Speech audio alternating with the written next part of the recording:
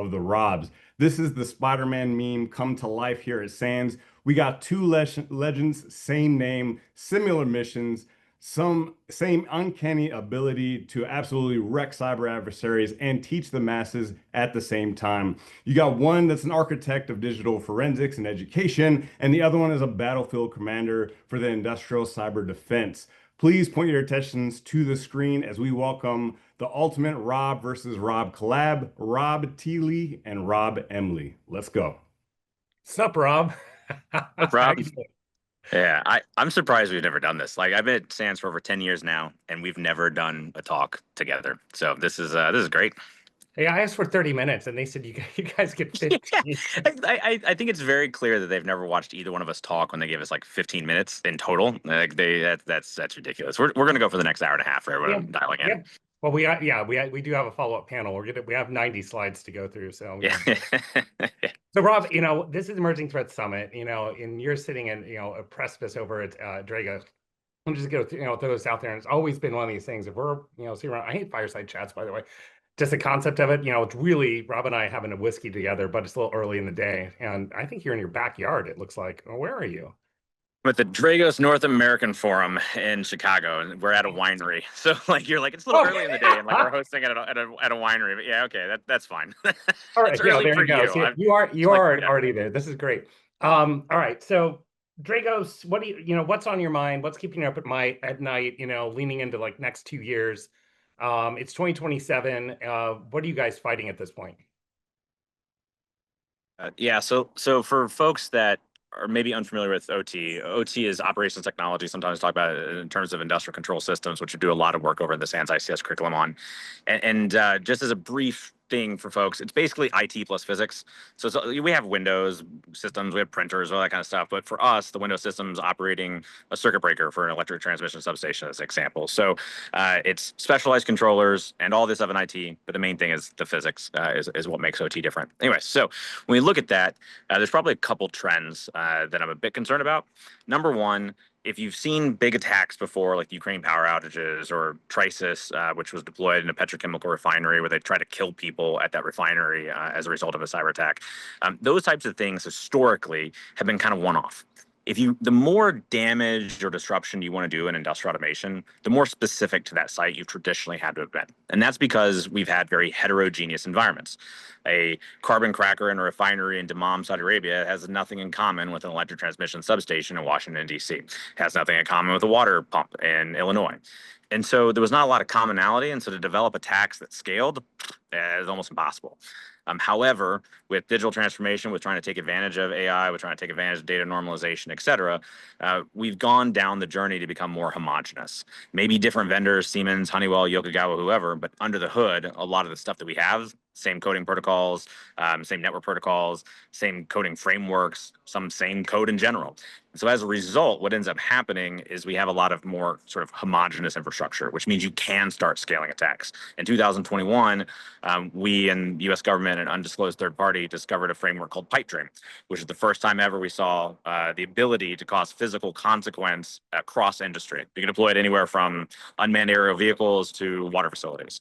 And anywhere that is more of a modern environment in the last 10 years, that framework works. It's not about exploits, not about vulnerabilities. It's just about using native functionality against itself. So that's trend number one. And then the second trend that I'm concerned about is we now have proof, we have now evidence for the first time that state actors that target OT are sharing their infrastructure capabilities and knowledge with non-state actors. So we've always been concerned about the proliferation of operation technology attacks. When it's state actors, there's some restraint. There's not a lot, but there's some. When you get a non-state actors, ransomware, hacktivists, whatever, there's like no restraint. And for the first time, we can show that proliferation is starting to take place.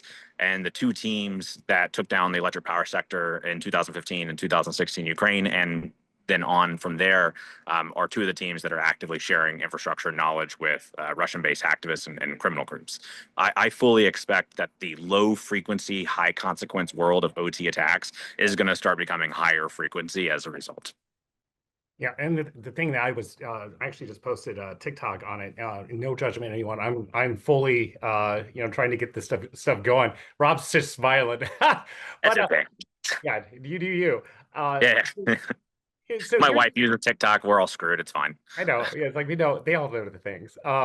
So I was doing some research and I'm really trying to get into MCP and trying to understand how that works from an AI framework standpoint. So for anyone who doesn't know, like the basis of this is that MCP protocol, when you layer on AI, an agent's going to be able to figure out what is the right tool to potentially use. So imagine it's a fighter jet is like it'll be able to switch from missiles to guns.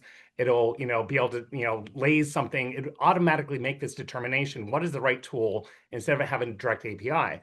Now, what happened this past week, or actually over the past month? First, Google released A2A protocol on 9 April. Microsoft endorsed it 3 days ago. So you have two of the major hubs out there are now endorsing what is called agent-to-agent protocol. And you layer that on MCP, and what this is able to do, A2A, is able to have agents communicate with each other. That way you end up having a coordinated command structure. You could have each agent to have a special job that it's doing, and then layer that onto MCP. Then you're able to potentially have that agent potentially do the reasoning. And Rob, you're making a point. It's like everything's I'll use your term, homogenous. It's heading that way, and then you end up having these agents that are to be able to coordinate without having to ping back to the mothership.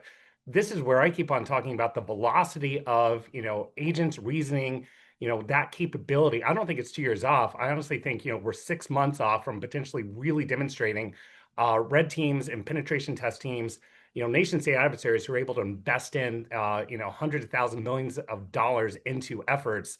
They're going to get there even quicker because they have unrestricted access to models that they're removing the guardrails from. And it's just going to be like, how fast can they build this stuff? And then if you're looking at multiple different PLCs, all the agents at different locations can now know they're coordinating with one another. Instead of one switch flip, they could coordinate 30 at the same time. That's the kind of thing that freaks me out. Rob, I don't even know. Like every time I mention A2A, everyone's like, "Wait, what?" How this is how fast AI is moving right now. It's just, Yeah, especially if you're too close to, for missiles, switch to guns. Like you gotta have the capabilities that actually work. But no, I think it's a fantastic point. Industry is moving very quickly, and our adversaries are paying attention to it. And I still, I talk to a lot of governments around the world about this. We still need to update our guidance, not just from an AI perspective, but especially with it. Where if you look at the standards, and so I'll speak just for OT here for a second. But if you look at asset owners and operators, the people that run our infrastructure, water, power, pipelines, manufacturing, et cetera, constantly I hear from governments like, why aren't they doing more? Right. And so like I testify regularly to the Senate and the House. And then the last one I had a senator telling me very pointedly, these power companies, they're not paying attention, and it's like, what do you mean? So well, all they're doing is like trying to prevent these attacks, but nobody's getting in there to be able to tell us where solar winds is or what's taking place or, do the forensics, do the detection of all this. And I'm like, they're not idiots. They're listening to you. He's like, what? I'm like, you look at all the standards and guidance that comes out from the U.S. government and governments around the world, standards bodies, et cetera, about 90 to 95% of it. We actually did the math. About 90 to 95% of the guidance is preventative. Patch, password, segmentation, access control lists, endpoint protection systems, et cetera. Nothing on get visibility, be able to detect, be able to respond, be able to do forensics. Nothing on that. And so a lot of these companies are deploying massive amounts of technology. We're getting this homogenous world. They're pushing very, very quickly. Our adversaries are paying attention to it, and nobody's looking inside the box to see if the cat's alive. So I would just advise strongly to take a look at that. And again, we have guidance from SANS on this. The SANS Institute, for anybody that works at infrastructure companies, the SANS Institute published the SANS ICS 5 critical controls. It lays out exactly what we've seen work in real world attacks against industrial control systems and OT. There's help out there. There's guidance out there. You can do this. You can win. And even with how daunting all this sounds, it's entirely doable. We had a Littleton electric water and lights company, small public power company. Volt Typhoon hit them. They came out a public case study on it. Volt Typhoon went after them. So Chinese government hit them hard, broke into the IT networks, compromised all the, failed to get into the OT networks for 300 days. And they ended up working with us and others to make sure that they get kicked out appropriately. But for like 300 plus days, they got kicked out. And was it quantum encryption and blockchain helping them? No, it was like segmentation and firewall and the 5 critical control stuff. Like fundamentals still work. So I'm going to switch it a little bit here. So you just recently rejoined the U.S. military, which is ironic because you and I have a very sordid history with walking down this path. But I do believe it's now Major Lee of the U.S. Army. Lieutenant Colonel. Oh, Lieutenant Colonel. Oh my God. I took a break away from it. 05. Yeah, it's okay. It's okay. Explain this. Oh, God. All right. So Yeah, so Chris mentioned that Rob and I have a lot in common, but we have way more than people realize. Like we both went to the same college. We both went to the Air Force Academy. We're both Air Force officers. We both worked in the intelligence community. We both are Denver Broncos fans. We're both avid Walt Disney World fans. It's really silly at this point. But anyways, yeah. So I look. One of the big challenges for the U.S. government historically, especially with asset owners and operators on this topic of OT specifically, is we just don't have a plan to respond to attacks. Like, what really does it look like for the private sector and public sector to really work together in like a case where like China and the US were to go to war, as an example? And so that, everyone says they have a plan, but there's a lot of cross-agency disconnects, and there really is no big plan. And so there was some authorizations of the White House that basically said, you know what, we're going to redirect this. Cyber Command, figure this out. Cyber Command said, hey, Army Cyber, you should figure it out. And Army Cyber said, hey, Army National Guard, you figure it out. And the Army National Guard was like, we won't Rob. And so there was some people, senior levels or whatever, that showed up at my house and said, hey, you need to come back in. I was like, no, thanks. Got the tattoos, did all that. I don't showed up at your house. Like, they're knocking on the door. It's like, yeah, this is way too public of a webinar to like get into who and all that. But some people you can name showed up and said, hey, we're concerned that we're going to go to war with China, and we're also concerned in general with this Volt Typhoon stuff, and also we have no plan on OT. If you come back in, we'll kind of clear the way all the way up. And you get to write the plan and help prepare the troops and all that good stuff.